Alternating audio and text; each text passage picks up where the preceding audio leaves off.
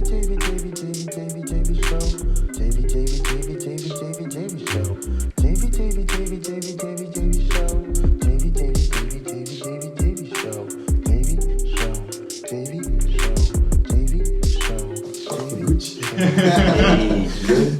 we're ready, so let's go. Perfect. So we are at episode 16 actually of the JV Xperience. It's going fast. Yeah. Episode 16? Yeah. Wow.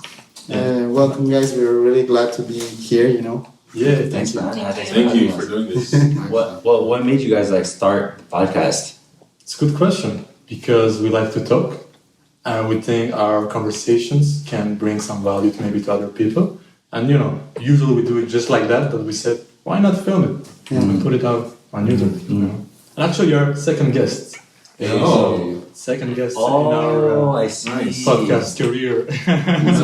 So you've done 16 episodes, but you've done 2 with guests. Yeah, exactly. Yes. Oh, okay. And we plan to have more. More guests. Cool, man. Nice. But I would like to know actually, we have here Nick, we have here Juan, we have Cali, we have Jay, and it's really a pleasure to meet all of you guys. And we are here in Hair Anatomy, in a very good barbershop in Montreal. Check it out, staying up front. But the thing is that I'm curious actually. I see that you're doing the things how you do. Your approach is different, okay? And I would like to know why. What did push you guys, all of you actually, to contribute and create this community? Because I see it's growing and you have a bigger vision. So can you tell me more about that? That's a really, really good question. Well, first of all, my name is Nick. I'm the owner here at the Hair Anatomy Studios along with my partner, Cali. We both own the studio. It's been open since July of 2021. 2021? 2021. Yeah. I lost track of the years. To get to where we are right now, there was a lot of things that happened. Personally, I've been doing hair for almost 10 years. So I started cutting in a barbershop at 14. I worked at 4 to 5 different shops. Experienced working with different barbershop owners, different barbers, people with different mentalities, different motives. That way, it allowed me to kind of build my own formula when I could see how other people do certain things. And then I would try to mimic. I would try to do it myself, and then to see what worked for me and what didn't. So to answer your question, my approach of how I do things is very different, because what I like to do is mainly I like to get people's attention. But I do it in different ways. Me personally, I'm a multi-award-winning barber. I have 11 trophies. Wow. I hold the fastest fade title for Ottawa, Toronto, and Montreal in 2018 and 2019. So things like that separate me from everyone else, because it's not every day you hear about a multi-award-winning barber or a barber that does education classes. You put in time. Put a lot of time into it, and what I truly believe in is bottom line, I'm going to be doing this for the rest of my life. So might as well go all in, with that mentality, it allowed me to find amazing people like these guys, like this is the team. I never say, this is my team. I say this is our team. This is us, because at the end of the day, there is no I in team, and there is no studio without the team, So yeah, I really just right now try to be the best leader that I can be, because I've, like I said, for 9 years I've practiced how to be the best individual barber, and how to market myself individually, how to self-brand, what it's like to be self-employed. But now my focus is just how to be the best leader. How can I provide the best platform for any artists or barber stylists that want to come join our team. So I guess to help introduce these guys a little bit better, Juan started off as one of my first apprentices in Montreal. I saw this like he's like very talented. He has a great mentality when it comes to barbering. Jay actually found me through again my education classes. So, and Cali, like her and I were childhood friends. Now we're in a relationship, and now we're business partners. And it just proves to I just want to be like living proof of, find something that you love, go all the way in, and see like naturally like the people that you'll attract, the people that you'll meet, the money it will bring, the opportunities it would build, a conversation like this, like I like to think of things like it all started with a clipper. Mm-hmm. Like a clipper allowed me to move out of my parents and come to Montreal. Like I'm from Toronto originally. And, a clipper allowed me to, meet these amazing people, to be part of this, to create this amazing team. Definitely my approach is a lot different, but to kind of finish off what I'm really trying to say is like, I couldn't do this without finding myself first, because I like to do this with a lot of heart, and I do this with a lot of passion, as I think the team can definitely agree. I do this with a lot of blood, sweat, and tears. A couple of years ago, I found myself being surrounded with very negative minded people. I was in a relationship where my ex-girlfriend at the time wasn't very mentally there. So me being around all of that, I naturally became my environment. I started to realize oh shoot, I'm gaining weight. I'm not taking care of myself. I'm coming home. I'm mad all the time. My team back in Toronto didn't enjoy working with me because I was just such a negative person, and and when I realized all this, when I got out of that relationship, and I realized it really matters who you surround yourself with, because you become your environment. You become the people that you're around. The influence, right? Always. So once I was out of that relationship, I realized how much time I had to myself, and I said, you know what? All that time that was taken away from me, I'm going to put it back into myself. So for 4 months, I lost 40 pounds. I was down to 8% body fat. I was going to the gym 3 times a week and doing jiu-jitsu 3 times a week. Yes. I was just the happiest of my life. You worked on yourself. I worked on myself. Exactly. So once I was able to prove to myself I can do this. I was went from one body type to another. My mentality changed. My friendship circle changed. My money started flowing in. My happiness was there.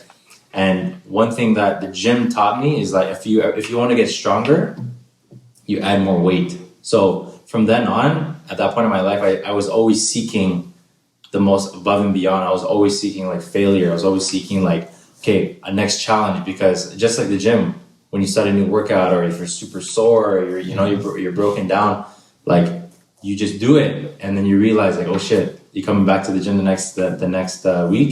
You're doing the same exercise. You're doing more reps because you're stronger. You understand it more. You get better at it, right? So that's also why that led me to Montreal, and I challenged myself. I said, okay, I looked at myself in the mirror. I would do a lot of self-evaluation. I said, all right, big guy, you think you're top shit? Yeah, you think you got 6-pack abs? You're this girl's coming your way, all that blah blah blah. Sure, you can do a push-up, whatever. Sure, you can make all this money, but you're still under your parents' roof, right? Let's see you go out into the real world. That's literally the conversation I had with myself. So that's the point of self-talk, looking in the mirror, analyzing yourself, being real with you, right? Mm-hmm. And all you explained, the main thing that I understand is coming from changing the way you think. And then when you change the way you think, you had got out of the bad influences, bad friends, bad situations. You worked on yourself, you sharpened your mind, your body, and now here we are, right? Absolutely. And I'm pretty sure all of your team members and people who are here, they're thinking like that. I know Juan for a fact, he's sharp-minded, he's focused also, you were mentioning your vision. So you attracted by having an attractive mindset. Absolutely. And goals, people who have also same type of way of seeing things. I think you were mentioning before that we started that energy, putting out, getting back. And I think that's what's happening in your community and with the way it's going out, the business. And I can see the progress. The first day we came here, now here, and I'm pretty sure in a few months we'll be even bigger, And you was mentioning maybe a few weeks ago or yesterday, you were doing some good things, not for the money, just to give out also to people. Yeah. Can you tell me about that a little more? So basically, yesterday we went to a youth center. Okay. And we just did haircuts for the kids.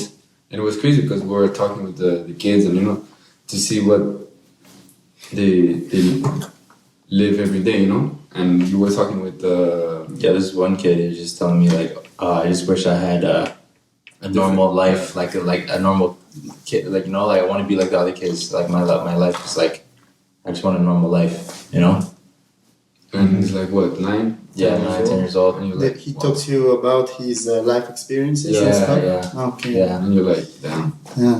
Yeah, it was very humbling yesterday. Yeah, it was very humbling just to see like like this is happening. You know what I mean? And honestly, it was just a privilege that we were able to like give the kids like an experience, and they will remember that. they'll remember the conversations for sure. Yeah. And it's only a haircut, but bro, they were feeling so like, they were like, oh, I have a nice haircut, everything. Can you do a line? Yeah, but do your parents allow that? That's your parents first, man. They were like, And it's crazy because, bro, it's only a haircut, but I think everyone needs to actually feel fresh, Like, it's an experience, exactly. Fresh. And who knows, maybe they will grow up. And be like you or like him. I wish for that. Like the kids that I was talking to, like I like the ones that were actually like talking to me. I was like, "Yo, do you have like a computer? You have Instagram or anything?" They're like, "Nah." Okay, do you have like a phone? And I was like, "No, I don't have one." You have TV or something? And he was just like, "Yeah, but it's like not the best and all that." Like I actually really wanted to like. Well, we're actually going back there for Christmas. Nice. But like, it would be really nice to see them grow up. Like, like Juan mentioned to me yesterday, like after we're done cutting, like the kids were just talking to us and like, are you leaving now? Blah, blah, blah. And then Juan was like, it's pretty cool. Like we built a bond today. Like Jay was actually talking to the kids a lot and asking them like, you're asking them, like, yo, how old are you? What do you want to be when you grow up? And Yeah, and it's crazy because you're like, yo, do you play ball? Of course. They were asking him like him. Oh, okay. Because you like basketball. Yeah, I was trying to find something I could relate with them. Because like me being the oldest part of the team, right? I grew up in predominantly like more of that kind of environment, so I was able to relate, and I wanted to do like that day to me like it's pretty like inspiring because like I wanted to bring something that potentially can really inspire the kids, right? Something that can really like, whatever it is that they want to do that, like, it's not, whatever the situation be, if you just kind of like, you want to try to do something, as long as like you put your heart, like what Nick's saying, you find something that you love, right? That hobby or that mindset, it's going to take care of you, it's going to take you far from what you know or what you think you might know. Ooh, that's deep actually. What you know or what you might think you know. Because when you're a kid specifically, they're like, they're taking everything in. And who knows, maybe you guys, that was the first thing that you saw, first time you got the haircut, it was like, oh, I like that feeling. Maybe I can do it also. Yeah. And it influenced now, here you are. Yeah. Everything is connected. Absolutely. And it's pretty crazy because we're talking about energy and everything. And last week went to Toronto, teach a class. And it's another thing. Wow. It's crazy because I was talking with Nick and I'm like, yo, it's been a year that I took a class with you, and a year later I'm teaching a class with you.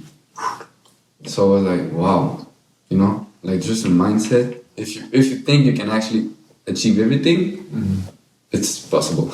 And it comes also with your work. Yeah, obviously work, but it's just wanting, you won't get it. Just wanting, you won't get it. You gotta deserve. You gotta put in the time. Yeah. As you all did. The work with focus, because a lot of people try to, take your attention, because that's the thing that everybody wants, right? attention because they need attention, because they need your time, your love, your money, your whatever. But staying focused on one thing, like you mentioned at the beginning, one thing, specialize in it, and know that you will do it all your life and you want to be the best in it. Yeah. That's, how you make it work. Because it's just, maybe plan A, I have a plan B, I have plan C, in case, whatever, then you're not committed 100%. If, something happens, maybe you will say, you know what, I don't want to do it. It's hard. But if you know from the jump that it's going to be hard, and it's going to be a lot harder than you thought, and a lot of problems will come out, I'm sure you get a lot of problems each day. Absolutely. Connected to the business, to the clients, to personalities, how to deal with people. But if you're ready in the mind and focused, like you mentioned, you're gonna be doing right. Yeah, and you know what? I think Cali can relate the most to this, just because you moved here in March or May. May. And how you feel like? You're from Toronto? Yeah, for me, it's definitely been a challenge coming to Montreal. I'm from Toronto, so I've been doing hair for maybe like 3 years or so, and was still building my clientele in Toronto and just working there. And after I reconnected with Nick and we had the idea of doing the studio, it was a very scary thought, I guess, to drop everything. All of my family, friends are there, my clients, everything that I know is back home. So I've never actually been to Montreal. Before I met Nick, I'd never been to Montreal ever. So moving here for me, I took a huge jump and a huge leap of faith. And I had a lot of trust in Nick and also with these guys because they were already part of the team. So I took a huge jump and a risk to come here. So I knew that I was going to experience a lot of hardships and challenges building my life out here where I don't know anybody, don't speak French. I'm still building as a hairstylist, so it's been good. It taught me a lot about myself, about life. I grew up like crazy after coming here, so I would say the challenge is hard, but having a supportive team and a supportive partner is what keeps me grounded and keeps me positive, and it's easy to get, I think, into a mindset of negativity and unmotivation, but having a good team around me is really what these guys really hold me together. So I'm grateful. Yeah, for sure. Yeah, and you all complete, I think, because for example, you have some specialties that you can do. Like for example, she is the one who do the colors, and you guys make it complete. By adding your Get a living example here. Exactly. But we actually did it, the three of us. Yeah, we all got our hair colored one time. Yeah. Yeah. Go check the video. Yeah. It's on Instagram. Yes. But I think, along the same lines of challenging yourself, moving to a different city like Cali and myself, Jay can also relate to us as well, because Jay, you've been here for... I'm going to 8 years now. Yeah. So what was your why in coming here, and what would you how can your story kind of relate to Well, for me, honestly, when coming here, as you guys probably know, if you guys visited Toronto, for us, we know this. Toronto, we were actually talking about this when we were in our weekend trip when Nick taught a class, and we taught a class. We taught a class. That in Toronto, you can be successful. It's just a little more harder. Mm-hmm. And even if you are starting to see that success, you might not see as abundant as you will if you were here in Montreal, because the style of living in Toronto, it's so much more faster. It's faster. It's expensive. It's just a lot to take in. Where here, you can really enjoy it. And a lot of times when I talk to people and then they ask me, what's the reason? It's just I wanted to kind of downsize myself more, and enjoy more of the quality of life. I wasn't trying to move away or shy away from the hard work, right? It's just Toronto, will drain you, right? Where in Montreal, the city is not being as big, and with the French culture, actually, that influence gives you a little bit more of that, aka like quality of life that we're all talking about, and it gives you, that little bit of leniency to do the things you want, and then build yourself to maybe in the future if you want to go back to that bigger city or even more bigger city. That's my reason in coming here, and through that I found my my passion of cutting hair. So I think Jay's story is very very unique. Like when you moved here, if you just like re-explain, because we've talked about this before. For sure. Like when you moved here, your why, your reason for coming here wasn't primarily barbering. You only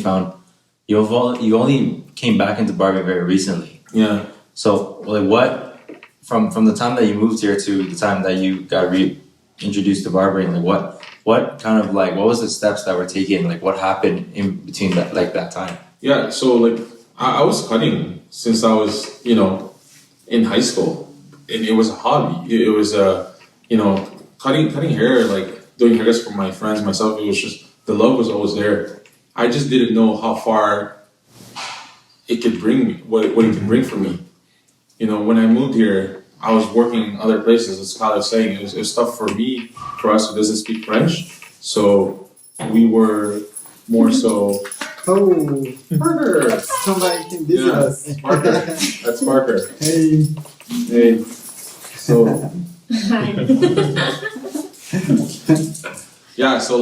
So I started cutting since high school, right? Then, it was the love was there. It's just, I didn't know how far it was going to take me, right? Upon moving here, as, Cali and Nick said, us being a non-native of Quebec province, especially the language of French, it was hard.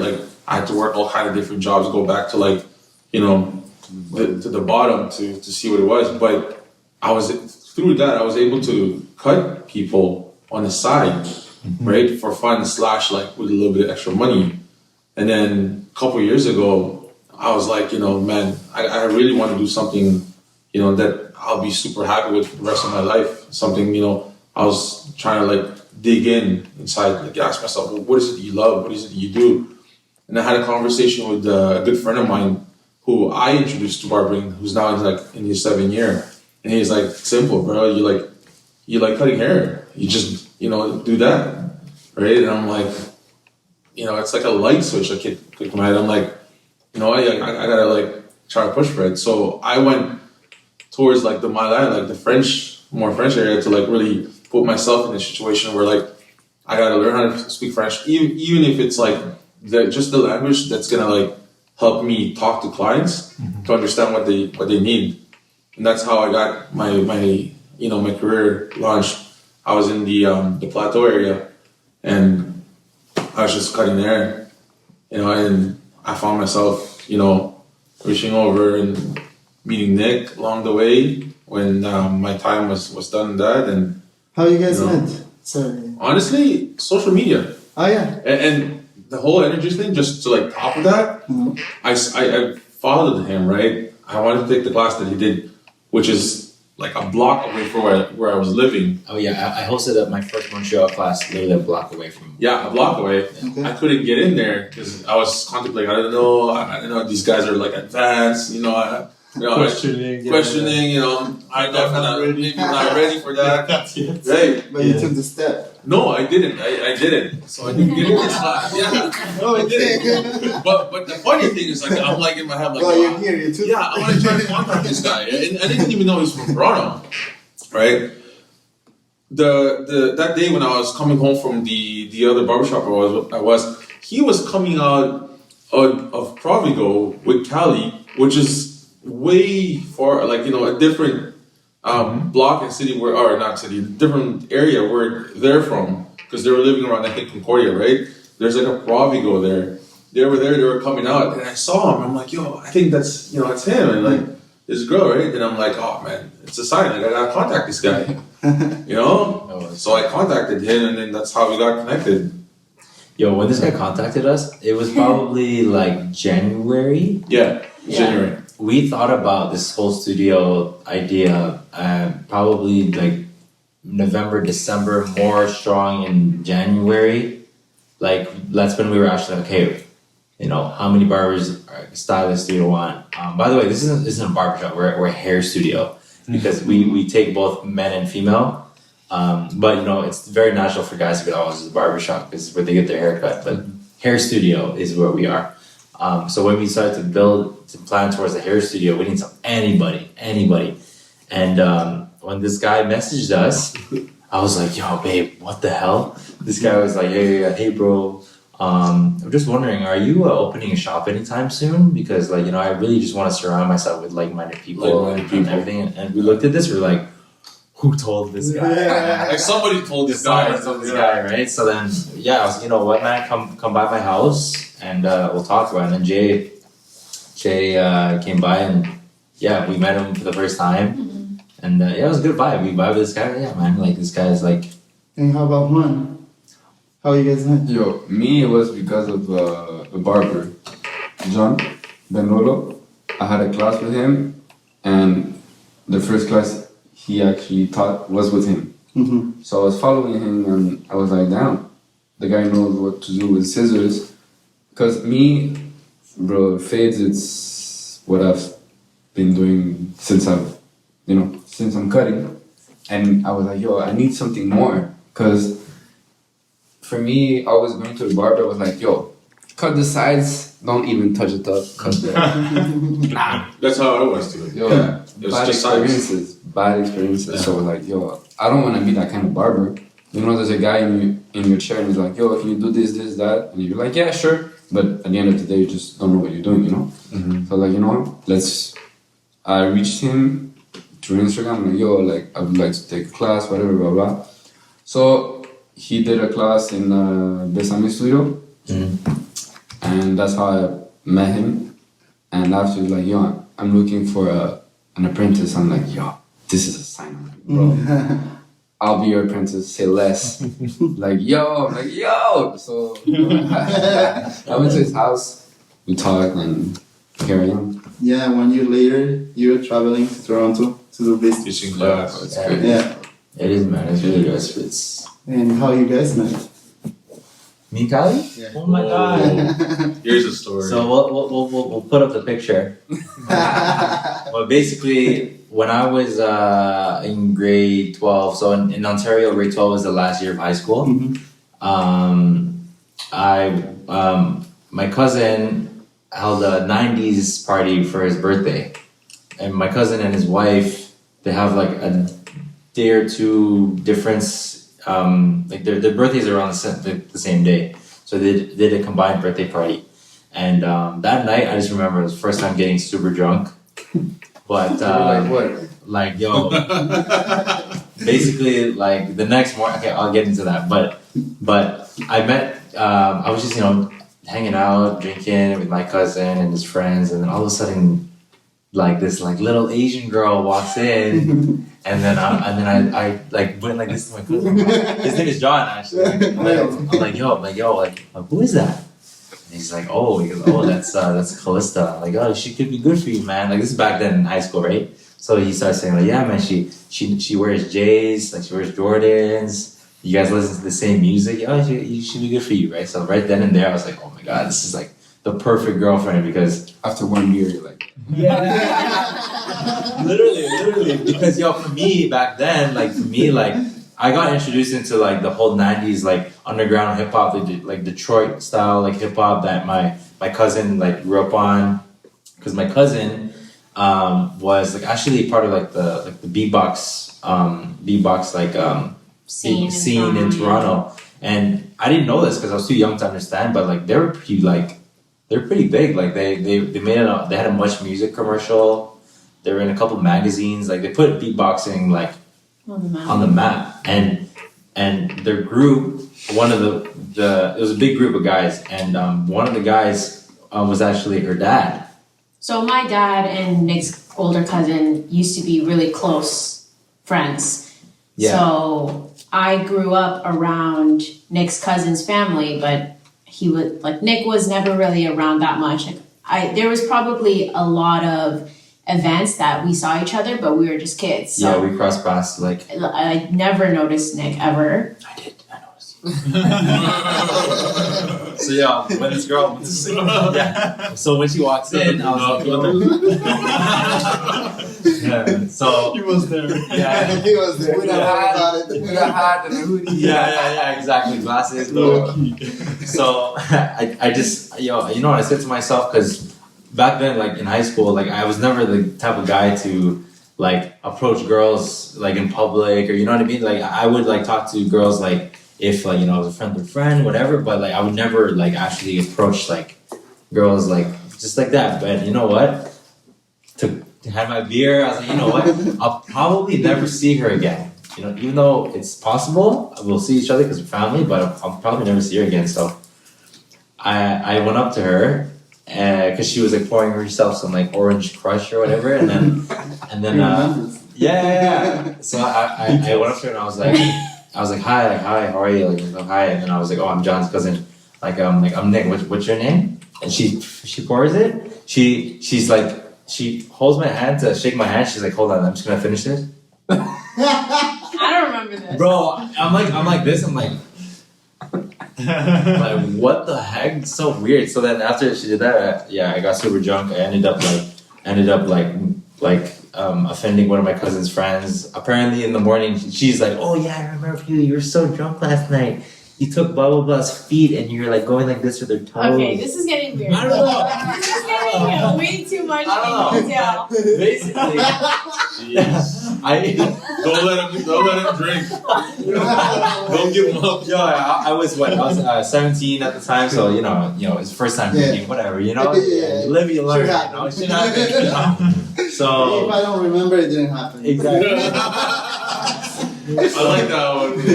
Yeah. And then after I Never saw her never saw her again, but I always thought about her, you know. And then I was like, you know what?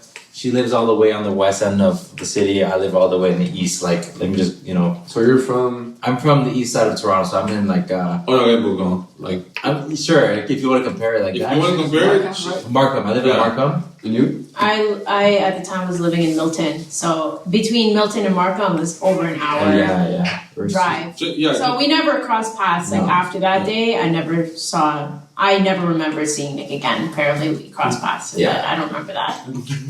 But the point is, we met that day when we were kids, and then that was it. Never thought about Nick. I always thought of him as a family friend. Whenever I saw him online on Instagram, I always just figured, oh, family friend, like whatever. And then only the last year, almost 1 year ago, crazy, I was trying to get into barbering and I didn't know any barbers at all, but I started noticing Nick's Instagram more because I was paying attention for barbering stuff. I started seeing that he was posting a lot about classes and courses and all that stuff, and he was coming back to Toronto often. So we pretty much just reconnected based on that, and then from then it it clicked super fast. Yeah. And 6 months later, I moved to Montreal, and then we opened the shop together, and now we are where we are. Yeah. You know, it could. Our story could be. Could go off topic of what we're saying today, but a lot of times when you see your friends, your close friends, they get into a relationship and they move so fast. What do you tell your boy? Chill. Chill. Yo, relax. Yo, you sure, bro? Oh, I remember, I had some friends tell me, yo, bro, what? She's your family friend. You reconnected after 6 years, and now she's your girlfriend. Come on, bro. Be real, bro. And then you know what though, to a certain extent, they're kind of right. If my boy, and even she said too, if one of her homies were moving as fast as we did, you'd be like, yo, chill, But honestly, with her and I, it was just different because of when you talk to a girl and you gotta be all cool and you gotta be I'm busy. What are you up to? Wait 5 minutes. Wait 5 minutes, and then you wait 5 minutes. You text her, wait 5 minutes. None of that shit. None of that shit. It was literally just we just be super open with each other. Because in the back of my head, I said why would I flex? Why would I try to show off when she's my family? Not my family, but she's my family friend.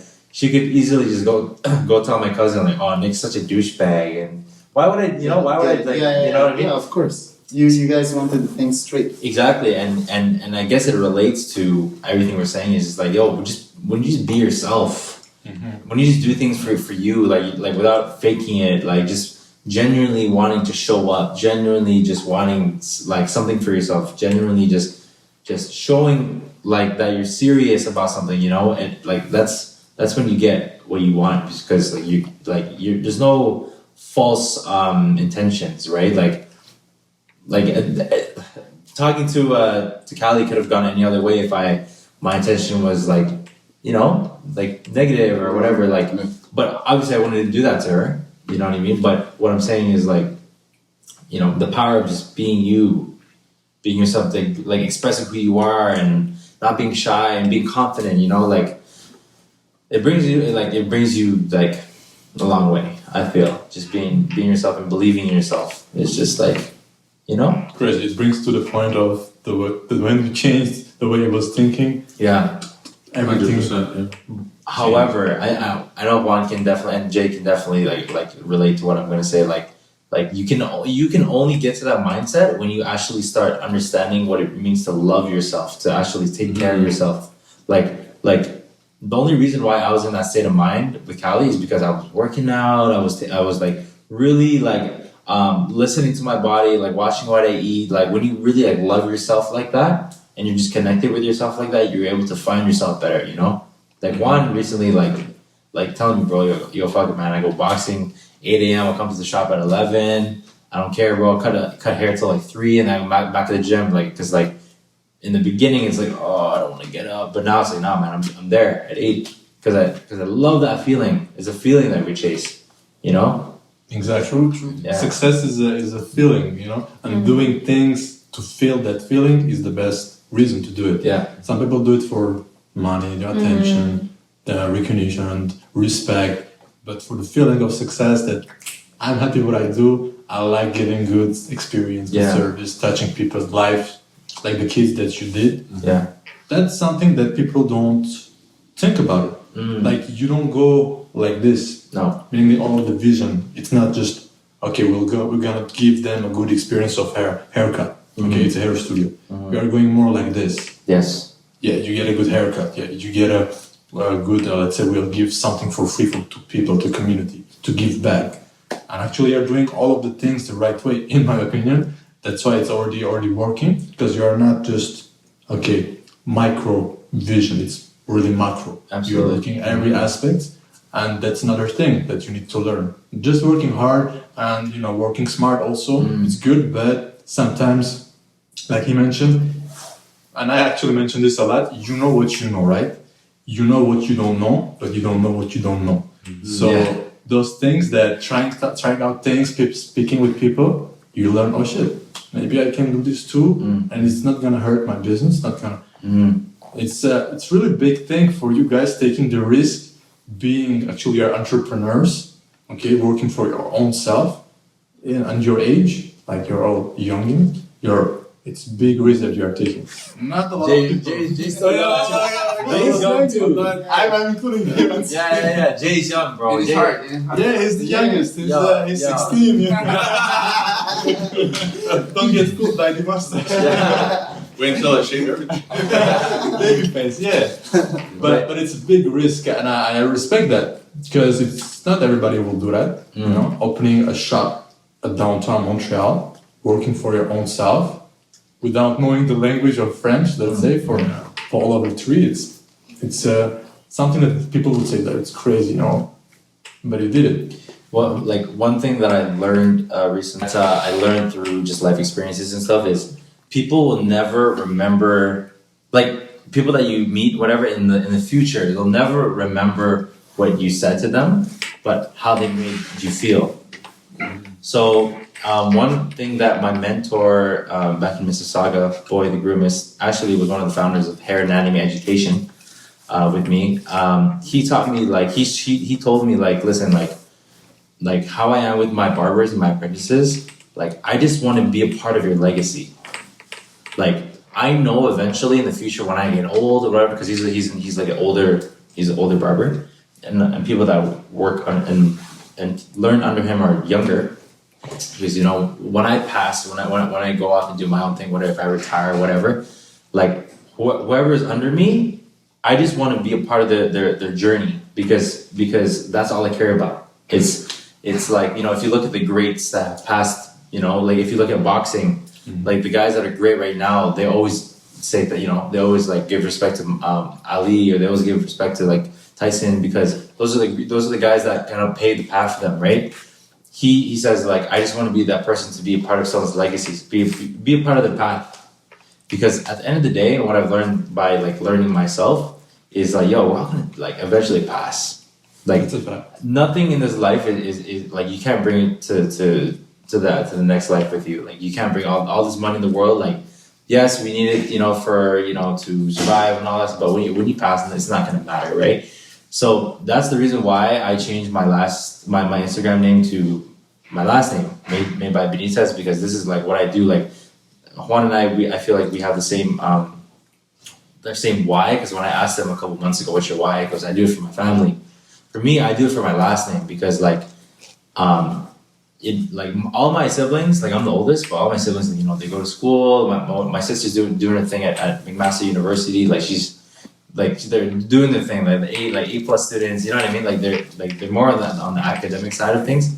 Me, like I never really went to university. I went to hair school, but like to be able to say like I did this, I paved the path for my legacy. If I have kids, if we have kids, or even if I have nephews and nieces, like like their uncle, me, like I have this path that was paved for them, like all done. I'm doing it for my last name, and back to like how it made them feel.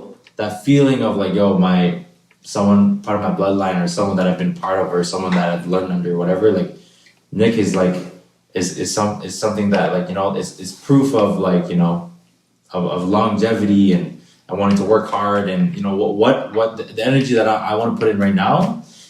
It's for the people that believe in me and that are on my path, and they're right here, right? Like I do this so that. Because like I tell them all the time, I do this because I'm providing the platform for them, because I was never given this opportunity. Like I wanted this, right? I wanted this. It took a long time for me to get it, but like the way I got it, it's not how I would have liked it to be. You know what I mean? I like back then, whoever I was with, like couldn't see the same vision as me. So I want to provide that for them, because I feel like this is how to win, and let me just show you guys how I do it. You know what I mean? Yeah, you want to inspire and exactly. I just want to be share your knowledge. Exactly. That's why you do the teaching also, right? Mm-hmm. And it's great now. Juan also has done it, and all the team. Mm-hmm. It's great because there is a well, not a quote, but I tell this often, and this is applying well to doing also. It's when you tell somebody something, right, and inspiring and motivational, well, they might heard it first time, but if that's the 20% that you told, well, you basically tell that quote 20 times. Yeah. And me, I find it important to tell those type of things, inspiring things, motivational things, not just for them, but for yourself also. Yes. Because it comes down to the self-talk, and that's a continual, everyday thing. So you won't do it, let's say, in front of a mirror and speaking, by yourself, but sharing at the same time, you also get extra value, because yes, they are learning it, but you are telling yourself same thing, and you're like, oh damn, yeah, it's true, because we need that everyday reminder that this is how it must be. If I want this, then kind of keep doing it. Mm-hmm. And that's what I like about what you just said. You want to inspire them, and every time I come here, I can feel the extra value. It's not just let's just cut another haircut. It's not just another client.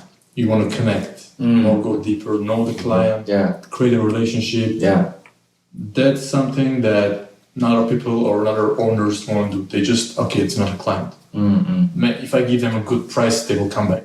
It's not always the price. No. Even if I charge 100, but if the quality of the service and I like the guy and I feel great after I'm done, they will come back. Absolutely. While paying $20 there, it's quick, and then you're like, okay, it's done. The guy even didn't say even hello or because you know me, I've been cutting my hair, but I was going to the other barbershop since I was 11.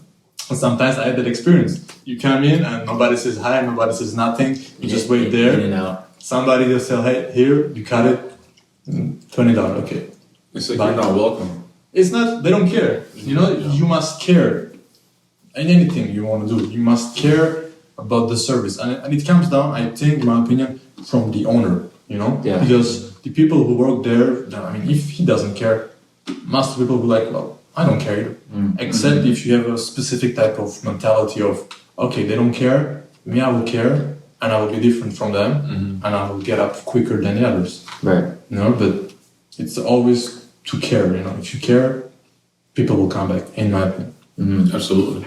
I don't know if you think that way too. No, absolutely, man. Like, honestly though, when it comes to like building that bond with the client and going above and beyond the haircut, that's something I was never taught. Like, it's something just natural for me. And I saw that as something important when I experienced being the youngest at the barbershop. I was always the youngest at the shop. I was like the, you know, everyone's like, they pick on me, the little brother or whatever. And I knew I had to be more than just a good haircut. Like, I could be the young kid. Everyone was good at cutting hair though, right? Everyone was good at cutting hair. But what would separate me from everyone else? If everyone is already producing a 10 out of 10 haircut, what can I do more?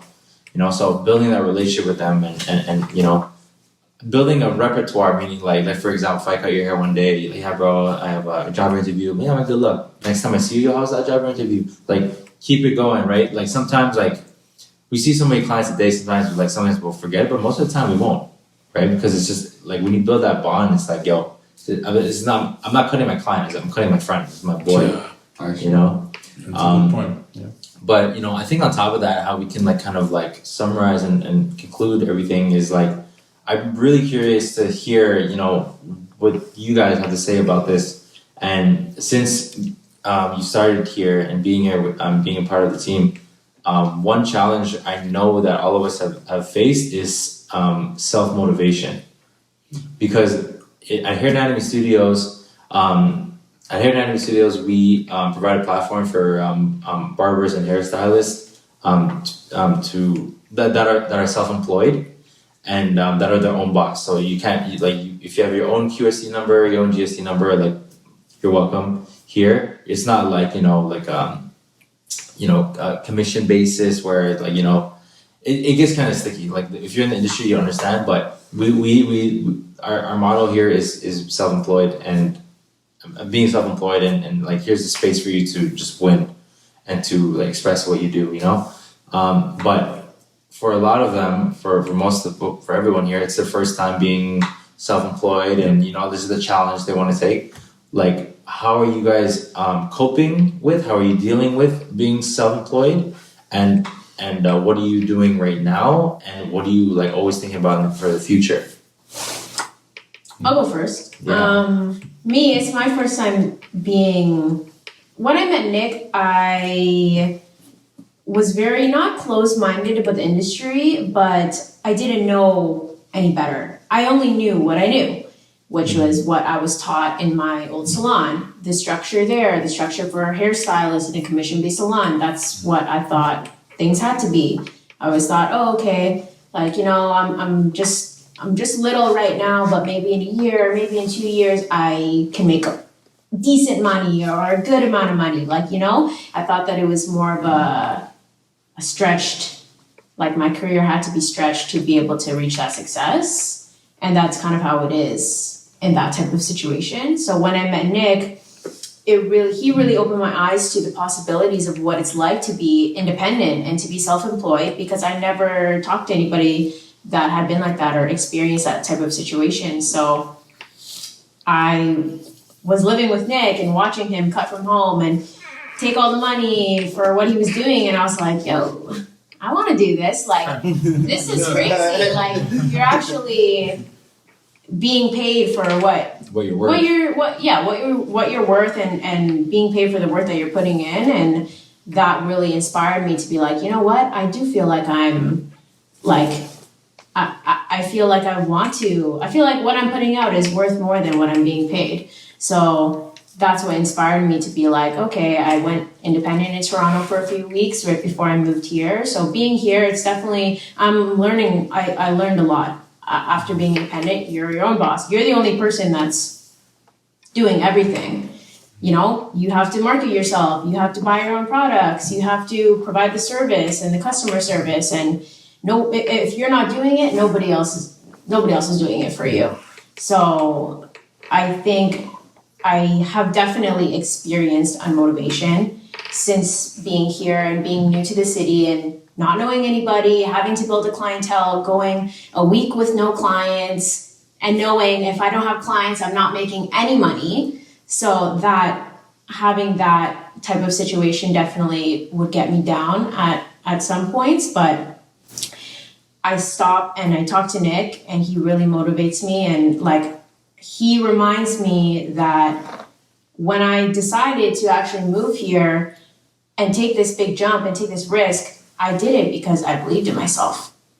And I believe that I could succeed in this situation. I believe that I could create a life for myself that I always wanted. It's up to you. If you want me to go. I don't mind. We're going to you, Jay. I want to hear you, man. Me, man, like, just kind of like somewhat similarity with Cali saying, you know, I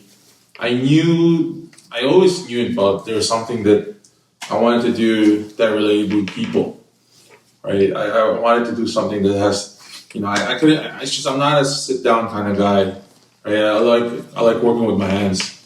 And I'm like, you know, back to what I was saying earlier, like, you know, what can I do to you know, do type of work that can reward me in the lifestyle that I wanted, right? When I first got into that professional world, you know, kind of like what you're saying, I was in that environment too. Like the barbershop was it's a very 20-minute, half an hour max. Like that's what they wanted. They wanted in and out, in and out.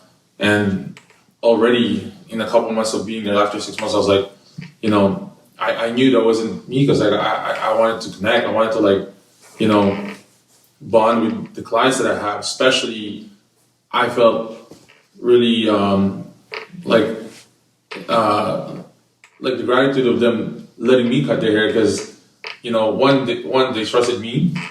They knew, you know, my French was bad, and then we built through that, and then I was able to like, you know, learn their hairstyle, their what they wanted, and they kept trusting me for it. So I didn't want to just like, you know, get them in and out, right? I wanted to provide that experience for them. That's why when I contacted what part was it, I'm looking for, you know, the same right-minded people, because I was in an environment where they weren't that, you know, their mentality was like in and out, get it quick, that's it, it's just a haircut. You know, it was always more than a haircut. And when I moved, when I got invited with, you know, in his team, in the studio, you know, the challenges was like, you know, this is a higher clientele area. The haircut had to be much better too in the service, right? So I would always ask questions. I would try to educate myself, reading online, seeing other techniques, and, you know, try to build off of that, because it's not easy, you know, from going from the other side of the city to the other side. You know, whenever barbers, you know, when we move, you're going to lose some clients due to either distance, price changes, and all that other, you know, things that you're going to be faced with, right? So you have to like adapt, right? And what I learned, you know, to motivate me here is, you know, continuing to be motivated by one, like the people in this community, right? Something that Nick's taught us, you know, you start to win the community's heart, right? They're gonna either refer you, you're gonna, you know, be followed, you're gonna recognize your work. You know, every time somebody was there, that's your work, that's you're like a billboard. So on top of that, right, when the shop opened, you know, me, Juan, you know, we're walking around giving cards, introducing yourself. I just never stopped that. Like, you know, even once in a while, if I see somebody that's like you or thing, like I'll just randomly go up to talk to you. have a quick conversation, introduce myself, and like give out the business card, to really like, try to showcase myself as much as possible, as much as exposure, right? And I'm not worried anymore of like, before in the beginning I was like intimidated, right? Like as we all know, like this area is a pretty high end clientele area, but now it's just like I'm 110% confident that I can provide that service, that feeling, that connection, that haircut you're looking for, and that's what separates me from all the other guys outside of our studios, because the way we look at things, the energy, people. We're not just that half an hour. It's not just a job. It's not just a job. It's not a half an hour, 20-minute, walk in and out cut. Like I know for a fact that we're providing more than that, and the people around us are seeing more of that, because the time we were in here, I was able to gain a lot of the people trust in this area.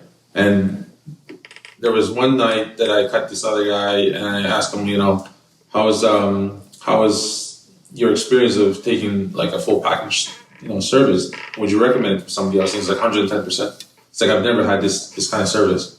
So that even gave me more confidence. Like what, we're really doing something like one positive. Just all in all, like a package. As part of the team members of like Hair Anatomy. So. Yeah, nice. Kind of like my 2 cents to it. So it's me? Well, me,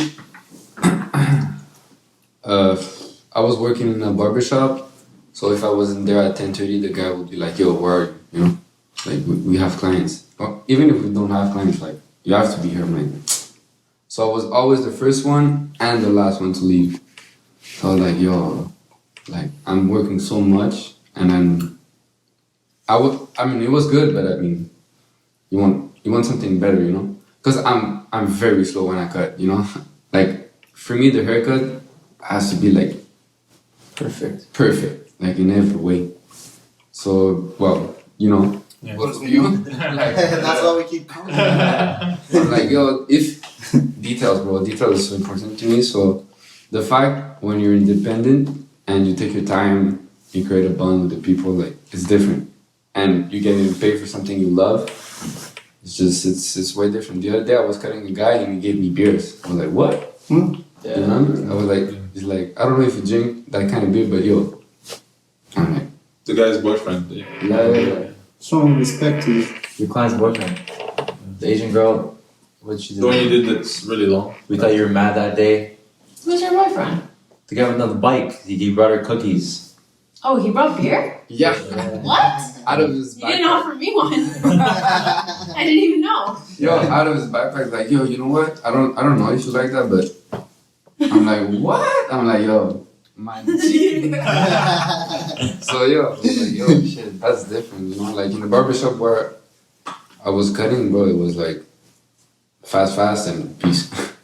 So like No connections. there's no connection, bro. Yeah. So I think being your own boss, your own hours, you're free, kind of, More flexibility. Yeah, you can do whatever you want. So that's why when I'm going boxing at 8 a.m., then I'm going like here, I'm coming here, do some cuts, then I'm going like to people's house, do a haircut, and at 3 a.m. I'm finishing and I'm like, yo, I'm dead, but tomorrow it's the same thing, but I love it. It's just, Love, what you do. Yeah. And I think also when you're self-employed and you're working and you're realizing the value in your work and the value of the service that you're providing, because if you're not doing that, you're not, this is what you're doing to survive, and this is what you're doing because it's your passion. So it helps you to not just, like we were talking about, like in a shop, which I never experienced, but in a barbershop where it's just in and out, it's just like, it becomes so, you don't care about the haircut anymore. Oh, I gotta get it done in 20 minutes. Okay, you're not even paying attention. While here, you're doing it because this is your livelihood and this is your make or break and this is your passion. So it creates more value in what you're doing and really drives you to do more. Yeah. I think. The last thing I just want to say is when you're self-employed, when you're your own boss, when you're doing your own thing, your success will literally change the moment you take full accountability of everything that happens around you. If you're sitting there and you're like, yo, I'm not fucking booked, bro. If you're self-employed, you have no right to blame anything else. Oh, the fucking shop, snow and sweeping, that's why no one's coming in. Or we're in a basement. No, this is why you can't. No, man. Yo, if you take full accountability and blame everything on yourself, go one day by blaming everything on yourself. Sometimes I fucking blame the weather on me. I'd be like, yo, I think it's raining today because I had such a hot week. Like I was just so my head was steaming. Yo, magic powers. Yeah, bro. I think you know what? It's my like the rain. Like it's because I had a bad week. I had a bad week, you know. Or for example, like whatever. Like living with somebody. Oh, how come you didn't do the dishes? Why didn't you do this? Well, it's because I didn't do it. Like take full accountability for everything my social media is like us, like, I'm working on it, but nothing's really happening. But it's because you're not doing anything. There's no one else to blame now. Now that you're in the big boy league, you wanted to do, like, this is what you wanted for yourself, right? You want to be your own boss. You don't want someone telling you what to do, whatever, blah, blah, blah. But for the moves that you want to make, you got to do it for yourself. You got to, there's no one else to blame now. You know what I mean? Yes. Yeah. One person must do a lot of things. And usually in a big enterprise, one person does that. Now you got to do it. I'm doing, since I opened this place, I didn't know, opening a hair salon, hair studio, I thought I was just going to do hair, but no, I'm buying two-way tape because my sign flew off because of the wind, or I'm fucking de-dusting the thing because the walls are from 18, all these different things. I didn't realize, but you know what? It's all full accountability. If you just go one day by blaming yourself for everything, the reason why your mom is yelling at you for this, the reason why your schedule doesn't look good this week. Oh, the reason why how come my podcast isn't no one doesn't know about my podcast? Because it's your fault. If you think about it like that, I swear the shit will change for you. The reason why my client, I have a fully booked schedule, but none of them showed up. But why didn't they show up? Oh, because I didn't check in with them. I forgot to tell them that McGill is closed, or all these different things. Taking full accountability, taking full control. That's when I feel shit will that's the major turning point. Being serious. That's you're proving to yourself how serious you are. Yeah. And to others. Exactly. Yeah. Because for example, my client yesterday, I like the fact that you send WhatsApp messages, because you guys know what broadcast lists are. No. So if you have WhatsApp, if you look at the chats at the top left corner, it's called a broadcast list. You can send mass text. So if you put all these people in a group and you say hello everybody, literally everyone individually will get hello everybody. Nice. So what I do is I say, I have spots open this week. Don't forget to book your appointment. I'm available Wednesday at 2 and 6. Client says, I don't have social media. Perfect. WhatsApp. I wouldn't know when you're available because I do need a haircut. And things like that. Full accountability. Just taking control. Why isn't my schedule booked? Why aren't I busy? Why no one's hitting me up on Instagram? No one's hitting me up on Facebook. Why? Because you're not allowing yourself to. You're not putting your position to win. People focus more on the problem than on the solution. Exactly. Yes. But even people focus on the results. Rather than actually the problem, the results, steps. but how to do it. How to do it, yeah. You don't skip that part. Exactly, yeah. So that's true. Yeah, man. It's honestly, it's very inspiring. I know Juan and I come here and I see you guys, but listening the story and what you guys went through and the risk you took, it's very inspiring. And I think a lot of future entrepreneurs and current entrepreneurs will be like, damn, I relate to that. I want to be like that. And you show the good side, and there is the side that you will have to push yourself because nobody else is there because you're working for your own like self, you're your own boss. So it's I'm honestly, it's a good conversation that we had. Like we learned a lot of about each of you, about the team, about the vision, about the brand, you know, hair anatomy, and the future project that you have. I'm guessing you will work on educating more. Yeah. So we actually have a very exciting project that we'll announce when this gets released. It'll be perfect timing, but we're actually going to be starting a hair anatomy apprenticeship program. No. So, you know, we'll have students in here. We're learning with us. We're going to be the educators.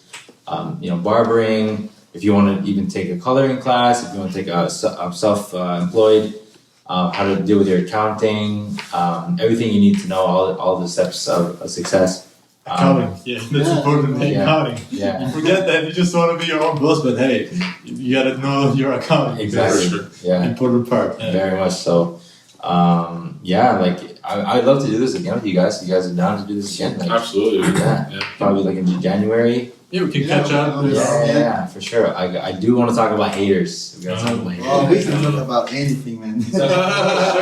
It's an open book. It's really open. We're trying to create here is a community. So whenever we go to places, meet cool people like you guys, we want to show you out. Like we want people to Keep know the shine. Amazing. Make you shine. And learn, you know. And Yeah, learn, exactly. We learn a lot. Like I've mentioned, it's inspiring, you know, when you see people who took the risks and didn't care about what the haters said, you know, and sometimes the hater can be somebody you don't know or somebody you know. And actually most of the time it's somebody you might know or close to the family. But that's another subject. Yeah. We'll catch up in part 2. For sure. But yeah, thank you guys. Thank you so much. I see you guys. Yeah. Hey. Thank you, man. Thank you. Thank you, bro. Thank you. Thank you, brother. Appreciate it. Honestly. Thank you guys. Thanks, bro. Thank you. Thanks, bro.